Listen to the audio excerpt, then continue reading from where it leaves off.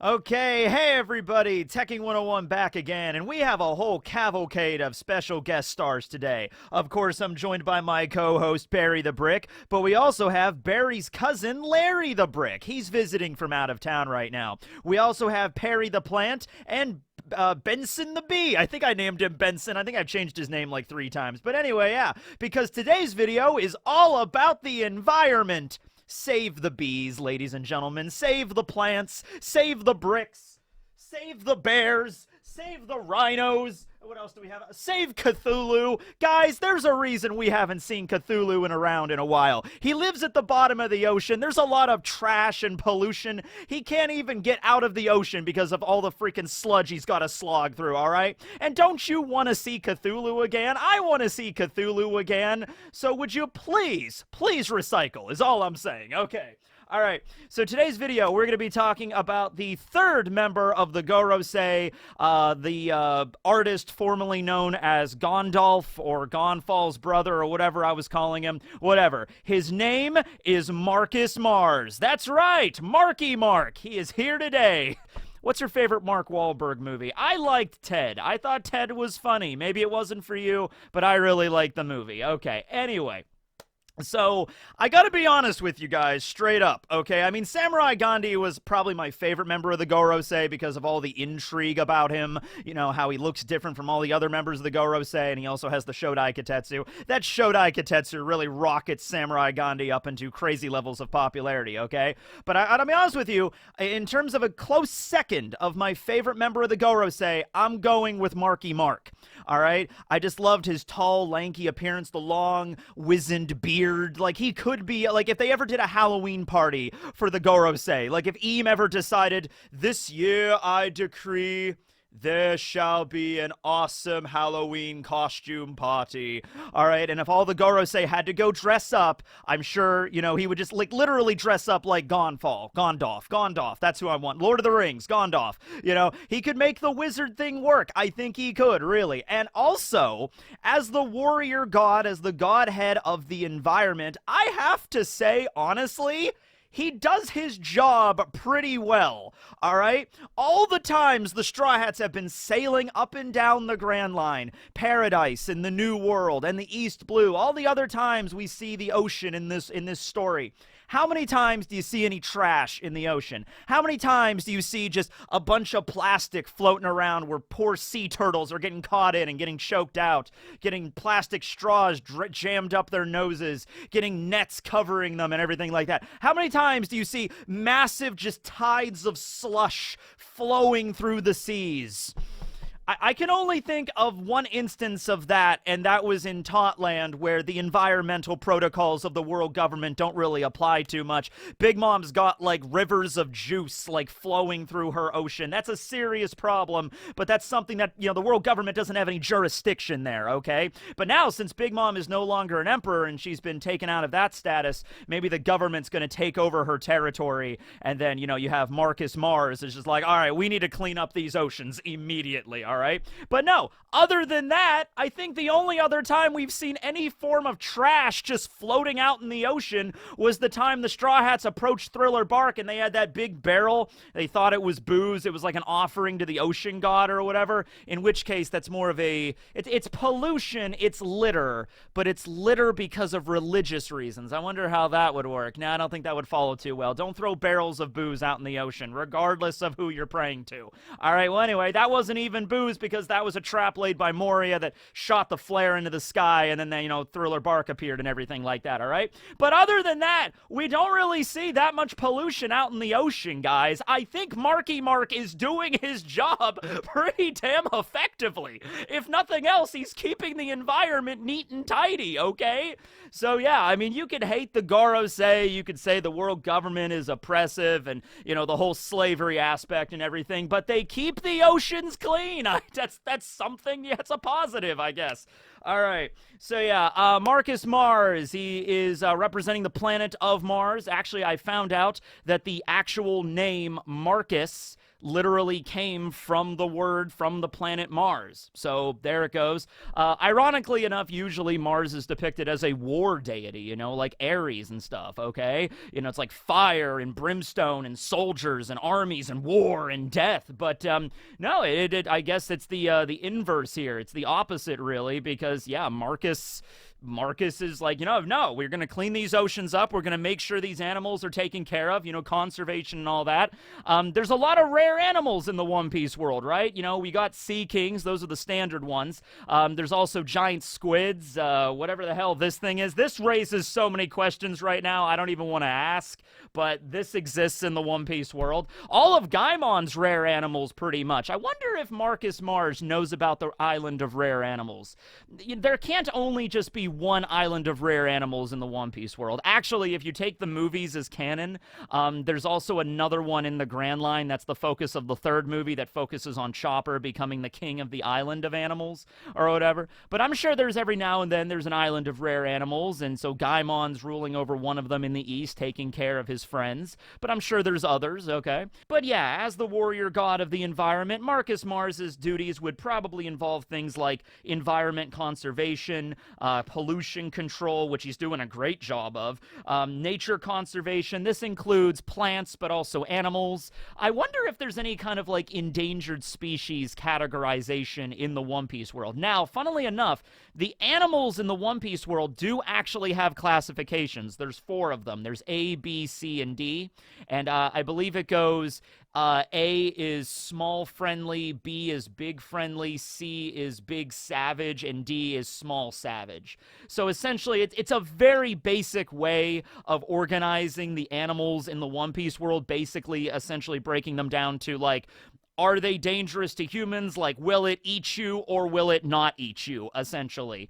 Sea kings are obviously sea, which is big, savage, so they're giant sea monsters that'll just, like, devour a human or several humans or an entire boat or an entire town. Some of the sea kings get really big, okay? So they're big savages, so they'll eat you. Those birds that stole all of the water-soggy birds back at Alabasta that stole all of the Straw Hats' provisions out in the desert, they were small savages, because they don't eat you, but they are dangerous to humans around them. So that's how they're categorized, but like I said, it's pretty basic. There's only 4 of them, and it makes sense. I don't think Oda's going to sit down and come up with like a whole biological tree like we have, like species, genus, family, order, phylum. I would assume Oda's not going to go that in-depth with it, but I assume there would be something like that. There would be some kind of equivalent for, taxonomy and everything in the One Piece world, and the person that would head all of that up, really, would be Marcus Mars, okay? Now, because you also have Shepherd Jew Peter, who's in charge of the agricultural branch of the government, I would imagine him and Marcus work together quite a bit on all of this. So in the United States, we don't exactly have a Department of the Environment. I think the closest thing, it's the Department of the Interior, but also works closely with the Department of the agriculture for that reason. So agriculture and the Interior, and then the Forest Service is in there as well. There is just a direct Ministry of the Environment in Japan, which at the end of the day, that's what all of the departments, all of the Gorosei are really based off of, various ministries that exist in the country of Japan. But yeah, it's interesting because I guess whenever it comes down to animal conservation, like who handles the Sea Kings, I guess that would be Marcus. I guess he's the one that's kind of in charge of like making sure, like, oh, here's something he could do. Certain shipping routes, because, you have marine vessels, but you also have like merchant ships and everything that work for the world government that are traveling through the treacherous waters of the Grand Line. I'm sure there's various areas that are considered Sea King nests. Essentially, all of the Calm Belt are Sea King nests, and that's why most people stay away from there. But I would imagine imagine, yeah, we see sea kings kind of all over the world, or Neptunians as they're sometimes called. So I bet it would probably be Marcus's Mars jurisdiction to, map all of the various locations where sea kings are known to nest and breed, and try to maintain shipping lanes away from them. So you don't have a merchant vessel with food heading toward Marijois that sails directly over top a sea king nest, and then a sea king comes up and I also would assume, and I did a whole video on this, on sea kings in general, organizing them exactly by categories themselves. There are certainly some sea kings that are very small and also more violent. Then you get to the sea kings that are at the very bottom of the ocean, like the one that had the cow sort of a color palette, like that was white with the black spots and everything. And those ones are very clearly intelligent. Like, they're capable of speech. It's that nobody's able to understand them except for Shirahoshi, who's the mermaid princess, who's Poseidon, as well as Luffy and anybody that can Roger and anybody that can hear the voices of all things. But they're very clearly intelligent, probably even more intelligent than human beings. They might be the most intelligent life forms on the planet, right? Maybe Vegapunk, obviously. I haven't seen a sea king build a robot, but, maybe they could. I don't know. They're just encumbered by the lack of fingers or whatever. But I would imagine those sea kings, like that ones we saw at Fishman Island, the ones that, like, grabbed the Noah and, like, towed it away, those ones are maybe, tens of thousands of years old. And it might be a thing where the older a sea king gets, the more they achieve intelligence or maybe, like, enlightenment at a certain stage or something. So, like, the Lord of the Coast, the one that we saw, at the Goa Kingdom that chowed down on Higama, that devoured Higama, the mountain bandit, when he kidnapped Luffy, also the one responsible for biting off Shanks' arm, that one didn't seem very intelligent. It didn't seem like it was capable of really understanding anything. It was just a violent beast. And it was also relatively small compared to a lot of the other sea kings we see, like, in the Calm Belt, right?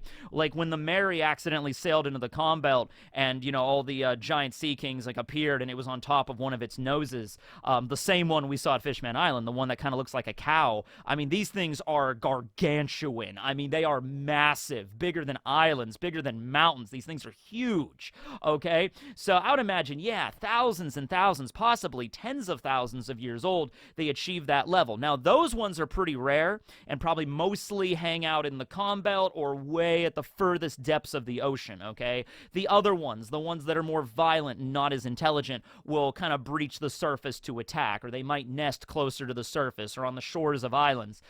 There was Lord of the Coast, and there was also Master of Waters. That was the one that Aokiji froze on, I guess it was Long Ring Long Land in the manga. It was a different uncharted island in the anime.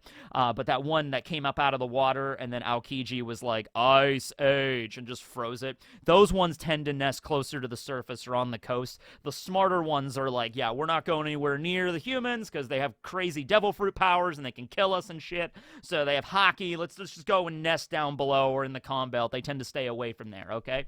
Marcus Mars is responsible for maintaining all that stuff and just making sure that everybody stays away from the Sea Kings because, some of them can definitely be caught. I wonder if there's like a Sea King, like, hunting season in the One Piece world. I mean, there very well might be. You got to regulate the Sea King population, I guess. I don't know. But in that situation, it's like the violent ones, maybe that are smaller, can be, like, targeted and hunted for their meat because they do eat Sea King meat in the One Piece world. It's actually one of the main sources of meat for the people at Impel Down. The Blue Gory will go out, devour the Sea Kings in the Calm Belt, bring the meat back in and chop it up, and then that's what most of the prisoners and the staff at Impel Down eat. So I guess it's a delicacy. It's just that when it gets so big, it's like, all right, this thing's like the size of a mountain range. Probably can't handle that all too well, okay? And not just sea kings, but any other type of ocean life. I'm sure, like, there's a whaling industry in the One Piece world. We know there's island whales. That's, of course, Laboon's species, the island whale, and we saw a whole pod of these island whales as the Straw Hats were entering the New World there. I would imagine there is a whaling industry, and if it was anything like the whaling industry that existed in our world, continues to exist, whales were hunted for their whale oil for a long time. So before we had electricity and, like, modern, like, light bulbs and lamps and stuff like that, the go-to way to light a lot of people's houses back in the day was with whale oil. You get a lantern with whale oil, and for that reason, the industry was huge, and a lot of whales were hunted, and they came pretty close. I don't know how close they came to extinction, but there was a lot of dead whales, okay? So now we have electricity and light bulbs and stuff, which causes other problems. Fossil fuels. Climate change. Well, that was weird. Oh God, I wonder if they have. I mean, I guess they have steam power and stuff. They have combustion engines in the One Piece world. I guess climate change would be an issue. Good question though. Could Vegapunk solve climate change? All right, I think if anybody could do it, Vegapunk could probably do it. In fact, he's even kind of aware that certain energy sources are not really the best. They kind of lead to, CO2 emissions and smog and pollution and whatnot. And they're researching other energy methods. So maybe by the end of One Piece, Vegapunk will create the unlimited free energy, like the green energy, or harness the power of the sun fully, in a way that even we can't do in our world, okay? Even to like the perfect level of like, we don't need fossil fuels anymore. We don't need oil anymore. We don't need to hunt island whales for their blubber, for their oil anymore. We have like this magic energy source. I don't know. That's up to Vegapunk, but I think he can do it. I think he's got this, ladies and gentlemen. All right. But at any rate, I mean, if there is climate change in the One Piece world, it doesn't seem as bad as it is in our world. So once again, Marcus Mars, he's doing his job, if nothing else. Okay, it might also just be because most of the One Piece world it's very anachronistic, because a lot of parts in the One Piece world, some islands we'll go to are more modernized, and I'm not even talking about like Egghead, that obviously is like the future island. But you go to islands that literally like Usopp's Island, like Syrup Village. It really just seems like normal village from like the 1500s or whatever. It doesn't really seem anything that special or advanced there. But then you go to places like Water 7 that are more advanced, like things like refrigerator compressors and stuff exist. There's a fridge on the Sunny, all that kind of stuff like exists in the One Piece world. Electricity exists. They have light bulbs and stuff. It's just certain islands are more, relegated to, the past, as it were, and then other islands. It makes sense because there's so much space in the One Piece world that like all the islands, all the countries are divided by ocean, and especially oceans that are very treacherous.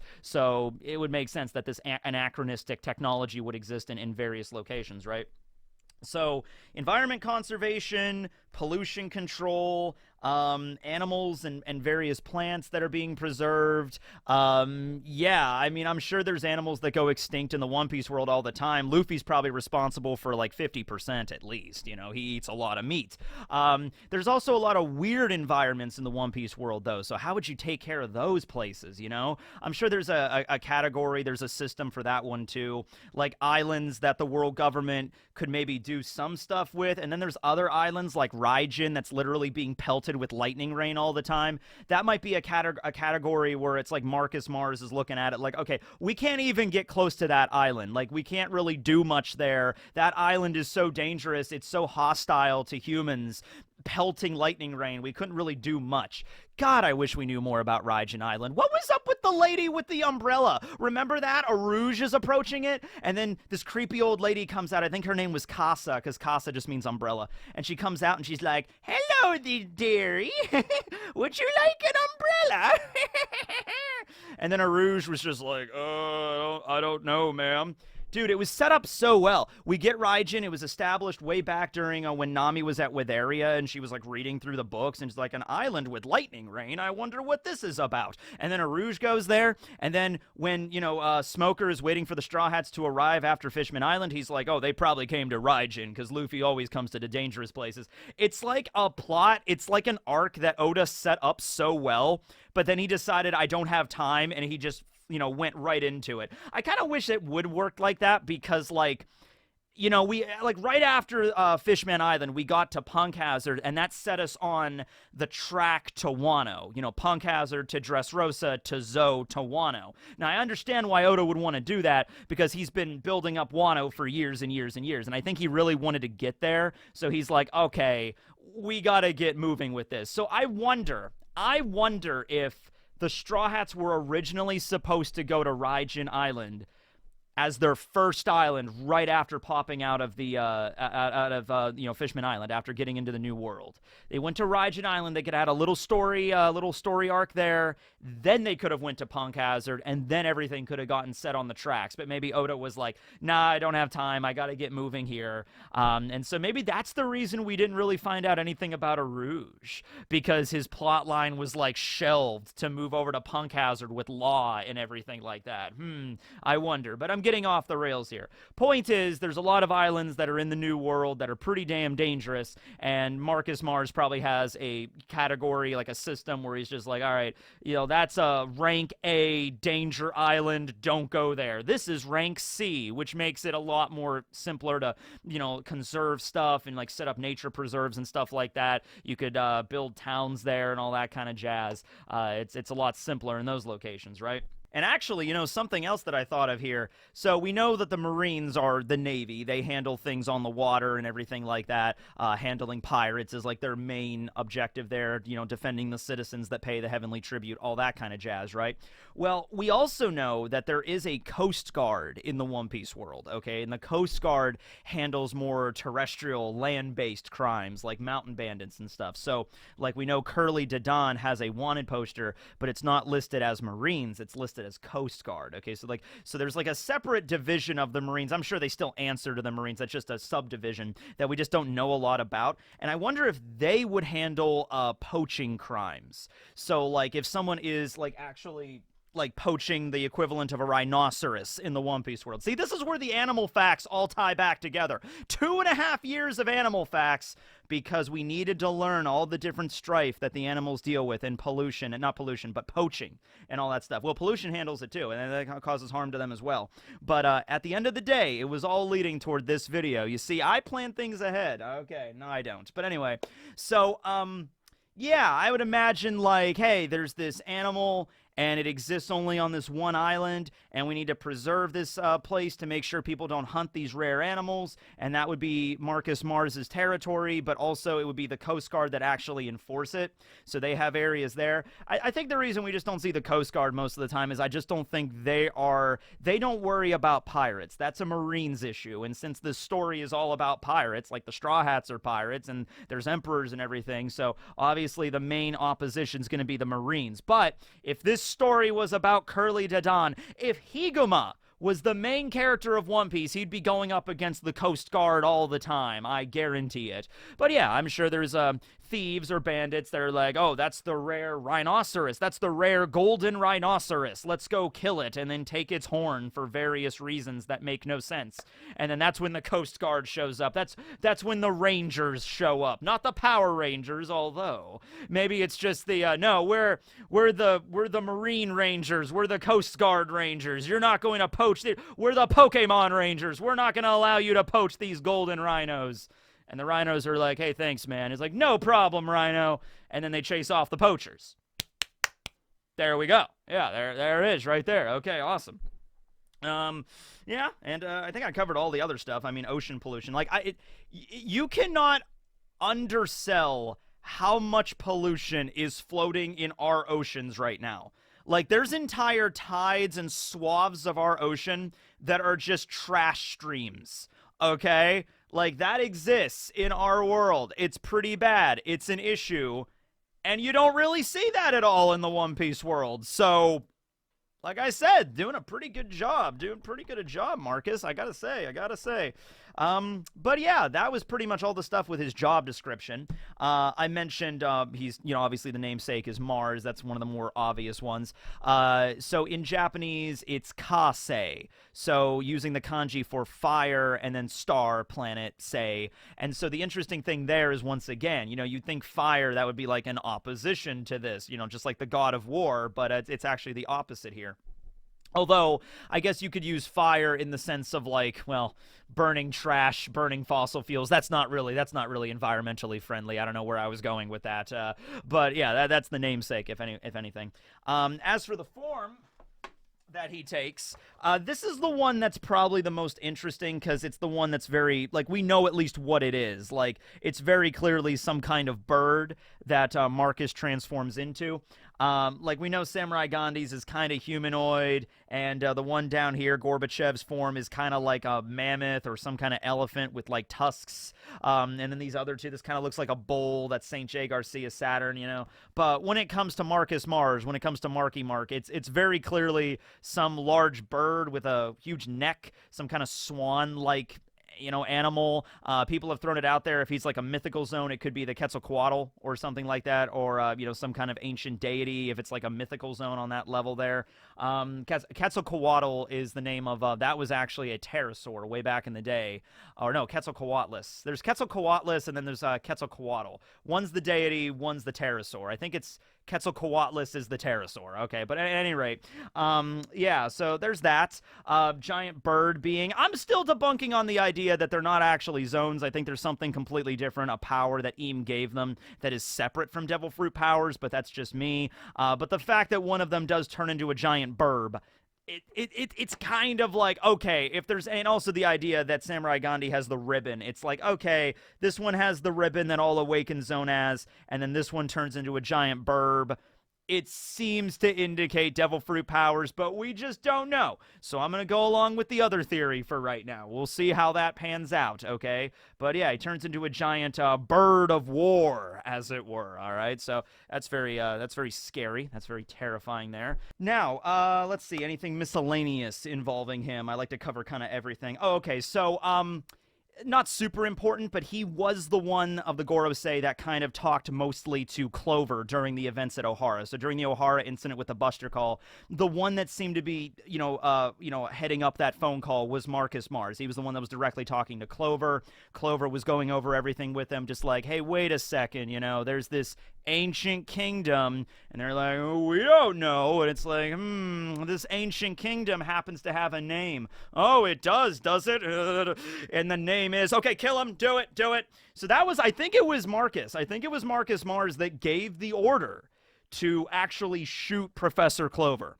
Okay, or it might have been, it's either him or it might have been Shepard Jew Peter. Wait a second, hold on. If it was Shepard or if it was Marky Mark, warrior god of agriculture, warrior god of the environment. And as I said previously, they probably work together a lot. Wait a moment. I think I know. I think I get it now. I think I just discovered one of the greatest secrets of all of One Piece, okay? The Ancient Kingdom is an animal preserve. And it was a secret animal preserve where the most rare of all rare animals lived. And the only people that know about it are Marcus Mars and Shepard Jew Peter, as they are the warrior gods of the environment and agriculture, respectively. So therefore, he did not want the information to get out that the Ancient Kingdom Nature Preserve, because then everyone would know about it, and that's why Ohara, that's why they had to burn the island to the ground. Those damn scholars trying to disrupt the natural order. The last remaining Cody Bear is on that island. You can't eliminate the Cody Bear. It all makes sense now. The Gorosei are the good guys. How's that for a twist? Yeah. Okay. Well, anyway, that was the video. I got nothing else for you today. So yeah, I will put up a poll on my channel. We have 2 members of the Gorosei remaining. We got Gorbachev, and then we also have Judge Dreadlocks. We got the 2 remaining ones for Saturn and Mercury. And so you can vote on that when that comes up on the community poll. And yeah, we're moving right along with the Gorosei series. Thanks for watching, everybody. This will be Teching signing out. Say bye, everybody. Goodbye, Cthulhu. Goodbye, Perry. Goodbye, Larry. Goodbye, Barry. See ya, everyone.